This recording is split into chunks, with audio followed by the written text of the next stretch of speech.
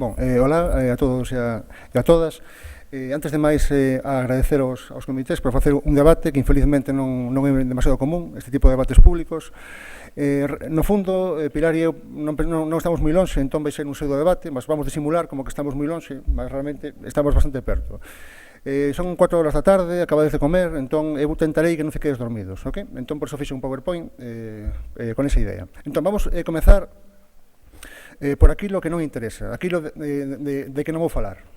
Entón, non vou falar de filoloxía, ok? Quer dizer, isto non é unha cuestión filolóxica, non é unha cuestión técnica, é unha cuestión moito máis ampla, cultural, política, e entón, se alguén esperaba aquí que falase de fonemas africados, cosas así, particularmente non me interesa moito e creo que a vos tampouco. Despois, tampouco veño a falar de religión. Quer dizer, non veño a falar de a miña postura é a postura auténtica, a postura que liga coa Idade Media, a postura que liga co galeguismo, e os outros son uns castrapeiros, escreven en portuñol. Iso sería religión, e religión tamén sería non somos o galego auténtico, o galego popular, a esencia patria, e os outros son uns aportuguesados, uns pequenoburgueses, etc. etc. Iso é religión, por tanto, tampouco veño a falar diso. Basicamente veño a falar disto, de estrategia. Unha estrategia nace cando hai un conflito.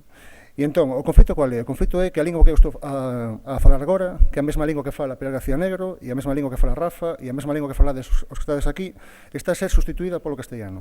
Ese é o conflito. E entón, perante isto hai dúas tácticas, hai dúas estrategias. Unha é a oficial, que todos coñecedes, tedes visto na escola, etc. etc.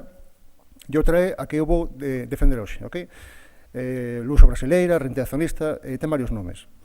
Esquecía de dicer unha cousa, eu tendo a falar demasiado rápido, entón Rafa, cando me acelerar, bátesme co teu soello no meu soello. Cando falar demasiado rápido, avísame. A serio, teño esa tendencia e iso é terrible. Mais, onde nace realmente a diferenza entre estas dúas tácticas e onde nace realmente o conflito co tema do castellano? Segundo o autor deste cartún, aquí aparecen dos tipos falando e un dis, antes o galego e o portugués eran a mesma lingua, pero pasou non sei que movida, cada un foi a súa bola e agora son dos rollos distintos, fijo. Realmente pasou alguma cousa na Idade Media, alguma cousa que fai que hoxe estesamos aquí e que fai que os comités fagan unhas xornadas. Se na Idade Media non pasase nada disto, non estábamos aquí, estábamos tal vez nunha palestra, non sei, de física cuántica ou de economía, mas estamos aquí por isto, ok? Que se pasou realmente na Idade Media? Pasouse o seguinte, a nosa lingua tivo distinta fortuna na Galiza que no resto. Quer dizer, na Galiza, aparece no lado dereito, foi falada apenas polas clases baixas.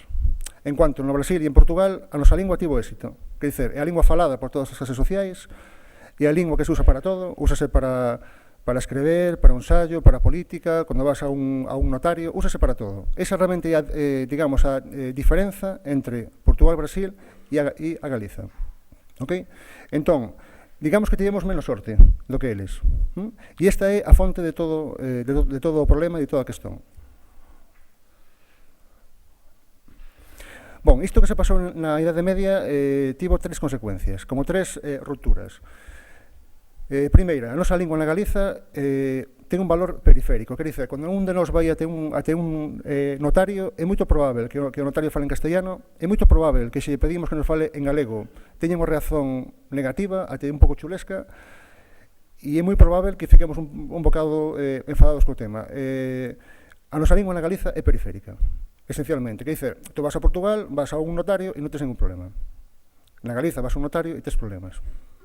Quen fala dun notario, fala da economía, fala dos empresarios, fala da universidade, falando dos compañeros dos comités, o número de profesores que dan aulas en galego nesta universidade creo que é bastante baixo, e en cuanto ao número de alumnos que falan galego é maior.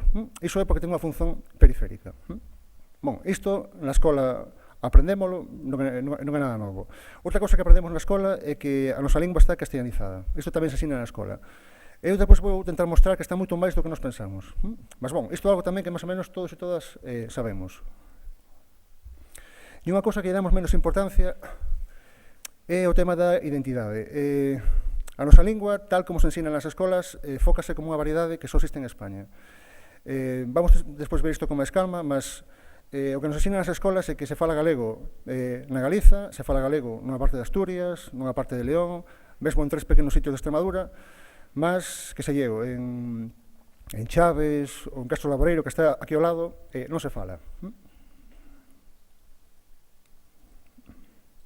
Ok, pero ante estas 3 fracturas hai 2 tácticas, ok? Hai 2 estrategias. A luso brasileira, que é a que vou defender aquí hoxe, e autonomista, que é a que vos aprendedes na escola. A diferencia fundamental entre as 2 é a relación co español e co portugués. Quer dizer, para que eu defendo o galego é unha variedade máis dentro da lingua portuguesa, e o español é algo estranxeiro, algo extraño, en cuanto para a estrategia autonomista, o portugués estranxeiro e o castellano, eles dicen que tamén o é, mas no fundo acaban incorporando. Quer dizer, a maioría das persoas que estades aquí, e un mesmo até hai pouco, pois escribíamos a nosa lingua con ortografía castellana, usando castellanismos, etc. Realmente a diferenza básica entre as 2 é a presenza que ten o español e o portugués.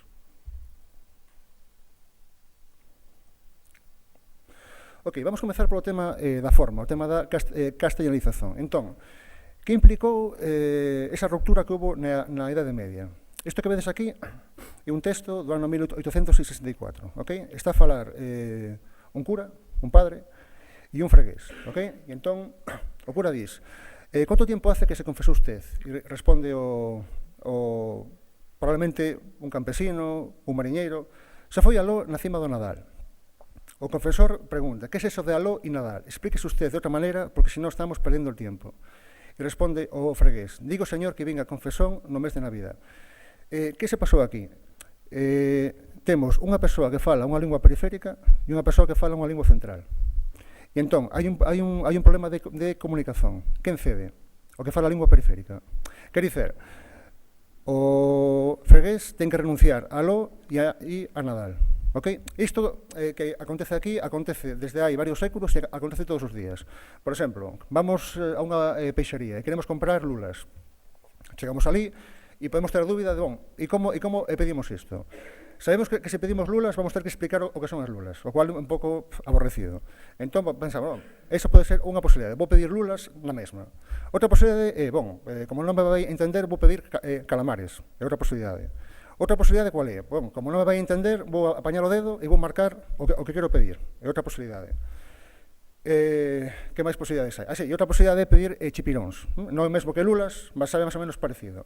Ok, isto que pasa na Galiza non pasa en Portugal. Que dicen, en Portugal chegas e pides lulas e pronto. E no Brasil tamén. Galiza é un país fascinante nese sentido. Temos 4 posibilidades para pedir lulas.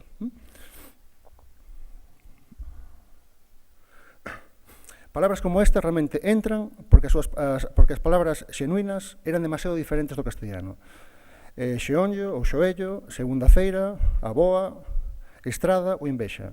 Eran demasiado diferentes, provoca conflitos de comunicación e as persoas dicen, para que complicarse a vida, vou chamar a rodilla que é moito máis fácil. Isto facemos todos, creo que todos os días, ok? Mas o problema non é só perder, o problema tamén é non gañar, ok?